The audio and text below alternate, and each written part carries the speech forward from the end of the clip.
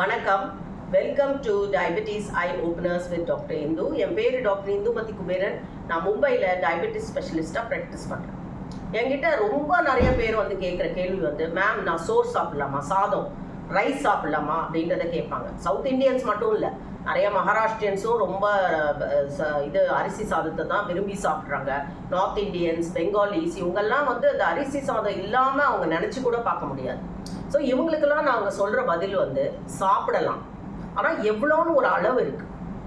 இப்போ இந்த மாவு சத்தை பற்றி ஒரு ஜென்ரல் ஒரு ஐடியா உங்களுக்கு கொடுக்குறேன். மாவு சத்து பொருட்கள் வந்து சாதம், கோதுமை, கேப்பை, எல்லா சிறுதானியங்கள் எல்லாமே வந்து கார்போஹைட்ரேட் தான் மாவு சத்து. இதில் வந்து சில மாவு சத்து பொருட்களுக்கு, அதாவது சாதத்துக்கும் கோதுமைக்கும் ஹை கிளைசிமிக் இண்டெக்ஸ், அதாவது சாப்பிட்டோன்னே நிறைய சுகர் ஏறக்கூடிய இது அதில் ப்ராப்பர்ட்டி அதில் இருக்குது. அதுவே வந்து சிறுதானியங்கள், கேப்பை, பாஜ்ரா, ஜோவார், மில்லட்ஸ் இதிலலாம் வந்து கிளைசிமிக் இண்டெக்ஸ் லோ, அதாவது அதை சாப்பிட்டாங்கன்னா அவ்வளவா சுகர் ஏறாது. ப்ளஸ் நம்ம ஹியூமன் பீயிங்ஸ் வந்து எல்லாருக்குமே கொஞ்சம் கார்போஹைட்ரேட், மாவு சத்துன்றது நம்ம பிரெயின் நல்லா ஃபங்க்ஷன் ஆகிறதுக்காக மாவு சத்து கண்டிப்பாக தேவை. அதனால உங்களுக்கு சுகர் இருக்குது எல்லாத்தையும் விட்டுட்டு வெறும் ப்ரோட்டீன் கீட்டோ டயட்டில் போங்க அப்படி, அதெல்லாம் வந்து தவறு. இவங்களுக்கும் கொஞ்சம் மாவு சத்து கொடுப்போம், ஆனால் உங்களோட தட்டில் 25 விழுக்காடு தான் மாவு சத்து இருக்கணும். இந்த கார்போஹைட்ரேட்ஸ்ல மாவு சத்து பொருட்கள்லே என்னை பொறுத்த வரைக்கும் என்னோட எக்ஸ்பீரியன்ஸ்ல இருந்து நான் பார்த்தது வந்து ரொம்ப மோசமானது வந்து கோதுமை, அந்த வீட் சப்பாத்தி. கோதுமை சப்பாத்தியை சாப்பிட்ட உடனே பல மடங்கு அந்த சுகர் லெவல் 2 மணி நேரத்துக்கு அப்புறம் ஏறிடும். 300-400க்கு கண்டிப்பாக போகும். அதனால எங்ககிட்ட வர பேஷண்ட்ஸ் எந்த பேஷண்டாக இருந்தாலும் முதல்ல வந்து கோதுமையை நிறுத்துங்கன்னு சொல்லிடும். கோதுமை பெஸ்ட் வந்து மில்லட்ஸ் தான், சிறுதானியங்கள், வரகு, சாமை, குதிரைவாலி, பாஜ்ரா, ஜோவார்னு இந்த ஊரில் சொல்லுவாங்க. இதெல்லாம் ரொம்ப ரொம்ப நல்லது. ஆனால் நிறையா பெரியவங்களுக்கு, எஸ்பெஷலி ஜீரியாட்ரிக் ஏஜ் குரூப்பில் இருக்கிறவங்களுக்கு வந்து இதெல்லாம் ஒத்துக்காது. மேம் இதெல்லாம் சாப்பிட்டாலே எனக்கு ஏப்பமாக வருது, அசிடிட்டியாக இருக்குது, எனக்கு ஒத்துக்கலை அப்படின்னு வந்து சொல்லுவாங்க. ப்ளஸ் அவங்க காலங்காலமாக வந்து அரிசி சாதத்தை சாப்பிட்டு பழகி இருப்பாங்க. ஆனால் திடீர்னு ஒரு 75 வயசில் வந்து நீங்கள் அதை சாதத்தை நிறுத்திட்டு இதுக்கு வாங்கன்னு சொல்ல முடியாது. அது வந்து அர்த்தம் இல்லாதது.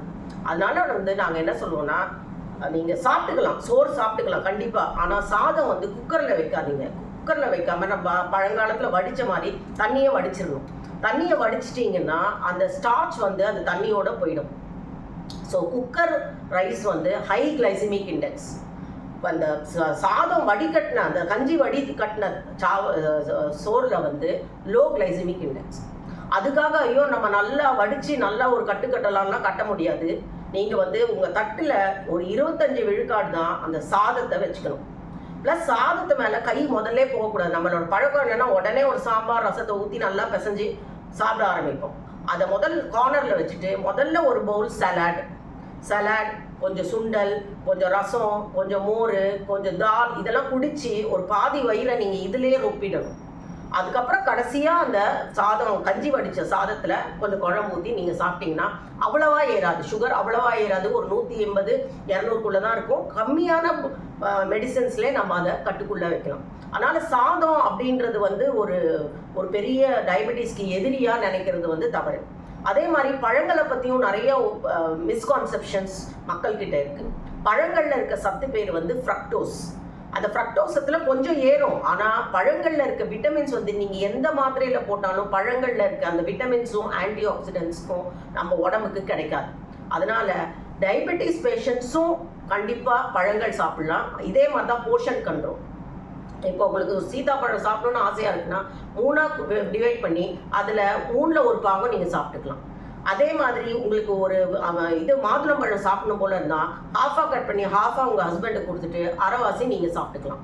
இந்த மாதிரி பழங்கள் எல்லாமே உங்களுடைய டயட்டில் இருக்கணும். ஆனால் பழங்களை ஜூஸாக குடிக்கக்கூடாது, நல்லா கடித்து சாப்பிடணும். அப்படி சாப்பிட்டிங்கன்னா அந்த ஃப்ரக்டோஸ், அதில் இருக்க ஃப்ரக்டோஸ் வந்து நம்ம எச்சிலில் இருக்க அந்த என்சைம்ஸால் நல்லா டைஜஸ்ட் ஆகி அவ்வளவா சுகர் ஏறாது. அதனால நீங்கள் வந்து சுகர் பேஷண்ட்டு, உங்களுக்கு சுகர் வந்துருச்சுன்னா அப்படியே வாழ்க்கையே வெறுத்து போய் இதை சாப்பிடக்கூடாது அதை சாப்பிடக்கூடாது ரொம்ப ரெஸ்ட்ரிக்டிவ் டயட்டில் இருக்காமல் எல்லாமே ஒரு அளவில் நீங்கள் சாப்பிட்டீங்கன்னா நல்ல ப்ரொடக்டிவ் லைஃப்ஸ் நீங்கள் லீட் பண்ணலாம். நன்றி, வணக்கம்.